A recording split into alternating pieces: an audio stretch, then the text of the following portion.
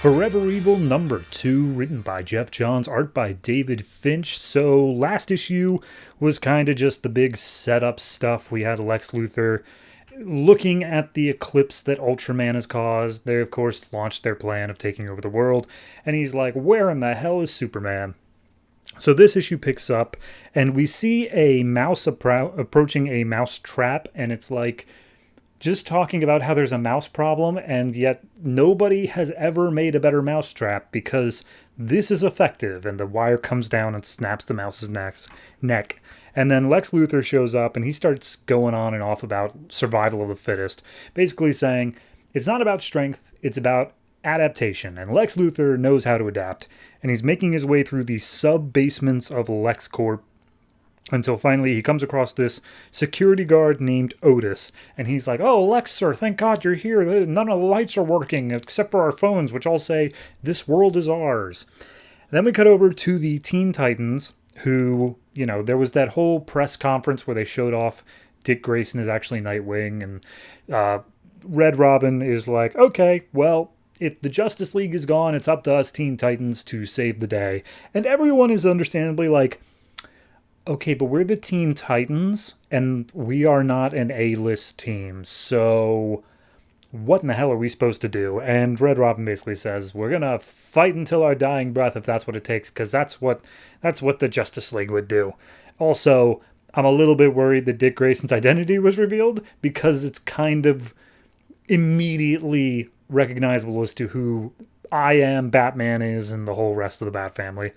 So then we get a couple of glimpses across the world. We see stuff that's going on in Gotham, stuff is going on in Central City, stuff is going on in DC. Notably, that's where all of the little spin-off series of Arkham War, Rogues Rebellion, and Argus are happening. So just seeing that. And then we get Grid, who is the robotic half of Cyborg, now functioning on his own. And he's like, well, Crime Syndicate, I'm working with you now, and everything's going great. We're taking over the world. And Owlman points out, like, yeah, we shouldn't let them go too crazy, though, because we still need an infrastructure. Like, I'm going to rule them with an iron fist, but we need, like, a police force to make that happen. And I keep on forgetting his name. Johnny Quick? Is that his name? Yeah, Johnny Quick. He speaks up and he's like, screw that, man. Anarchy, chaos. This is what we all wanted. We rule this world already. Let's have some fun with it. And everyone kind of like chimes in like, Johnny, now hold on, slow your roll. And he's like, slow my roll? Seriously? That's not what I'm about. Me and Atomka are going to get out there and have some fun. So they run their way out. Superwoman is talking to Ultraman saying like, should we go get them? And Ultraman's like, nah, don't worry about it. We'll get them eventually. We see Powering is talking to Deathstorm. He's, of course, Green Lantern talking to Firestorm of their universe. And his ring is apparently, like, toxic to him. And we see it's causing, like, these horrific green veins to sprout up his body. And Deathstorm's like, yeah, leave it on for another week. I want to see what's going to happen. So at that point, Grid is saying, like, hey, I'm really happy that I now have a body all on my own. Thanks for that. And he basically says, I'm tracking Johnny Quick across America. He shouldn't be able to cause too much chaos, but at least we'll know where he is. And then Ultraman makes his way into the back room where Alfred, a.k.a. the Outsider, is holding on to their prisoner, who we still don't have named yet.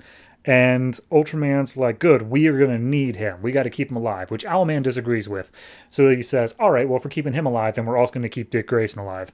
To which Ultraman's like, no, that's stupid. Like, we should kill him immediately. Superwoman chimes up, says, I agree with Owlman. To which Ultraman is like, don't you ever disrespect me in front of the League, woman. And so he goes on his way.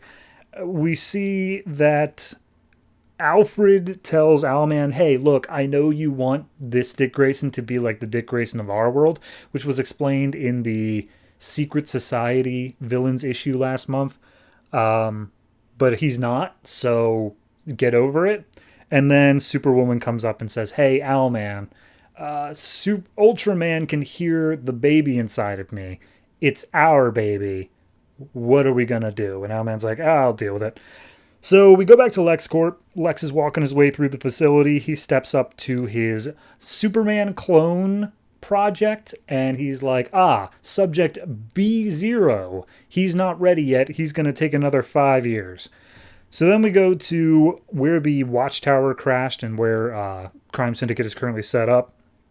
And a whole bunch of tanks and police forces just come up on it. And they're like, we're going to take them down. Is everybody ready? And then all of a sudden, Johnny Quick just like vaporizes some of the cops by just running through them. And he's like, hey, this is fun. I'm having fun. And they start opening fire. He catches all their bullets and throws it back at them. And as he's throwing it back, that's when the Teen Titans show up. And we have the creepiest panel of Johnny Quick talking to Atomica. And he's like, look, it's your favorite, babe. Children. So at that point, Lex says, all right, it's going to take 5 years for B0 to be on board, but I'm out of time, and he's going to die soon anyway without power, so time to let him out. And he presses a button, and out comes, they call him the Creature, they call him Monster. It's Bizarro. I'm just going to call him Bizarro. So he steps out, Otis starts freaking out, and Lex is like, hey, don't worry about it. Creature, I am your creator. You will serve me and do what I say, okay? Let's test that out. Kill Otis. And Otis is like, what? No, Mr. Luthor. Bizarro doesn't move, but Otis opens fire. Bizarro doesn't care that he's being shot at, and it barely affects him. Lex doubles down, saying, no, seriously, go, kill him now. Otis turns the gun towards Lex, and at that point, Bizarro jumps in and strangles Otis and kills him. And Lex is like, all right, that's pretty good. I'm digging that. So he reaches into a cabinet, pulls out a Superman shirt that he was saving for Bizarro, and says, all right, come with me. So back to the Teen Titans. They're getting their asses kicked. Johnny Quick is throwing them all up in a whirlwind. Wonder Girl has Atomica jump into her mouth and seemingly start to strangle her. And then Johnny Quick grabs hold of Kid Flash, and he's like, whoa, kid, you got some weird vibrations on you. Are you from the future? Let's test that. And so he vibrates Kid Flash a little bit, which seemingly opens up a time portal and drags Kid Flash through it. And Atomica pops back out of Wonder Girl's mouth like, what did you do? And it's like, Kid was apparently from the future. I gave a little tug, and the future tugged back. So see what'll happen there in the pages of Teen Titan, I guess. And then Johnny Quick and Atomica stand over all the wreckage they've caused, and they're like, oh my god, that was so hot. I loved that. Let's keep going. So they run off across the country to cause more chaos. We see Lex, he goes and gets his power armor. He's like, all right, well, I had a few more things I wanted to add to this. I was waiting on buying like Cord Industries to get some of their tech, but whatever. Guess I'm going to have to put it on now. We see Bizarro puts his shirt on inside out, thus reversing the logo. And he's like, all right, whatever, fine, Creature. But Metropolis is in ruin. Justice League is dead. Superman is gone. This looks like a job for Lex Luthor and Bizarro. So, final thing we get is at Star Labs, we see Silas Stone and a coworker of his. They're defending some technology that they can't allow to fall into the hands of the crime syndicate. All of a sudden, the doors start bashing down, and Silas is like, all right, this is it, man the guns. And Thomas, you've always been a good coworker. And he's like, no, I haven't. I've hated every moment of this. And he's like, all right, well, we'll talk about that later. So, door busts down, and we see on the other side of it is Batman and Catwoman holding the human half of Cyborg. And he's like, hey, Doc, I got your kid. You might need to save him. So he puts him up on the table, and then everyone's like, oh, Batman, you're alive. What about the rest of the league? And Batman says, they didn't make it. So seemingly the only survivors are Batman and Catwoman and the human half of Cyborg. So Vic. I guess he's not really Cyborg at this point anymore.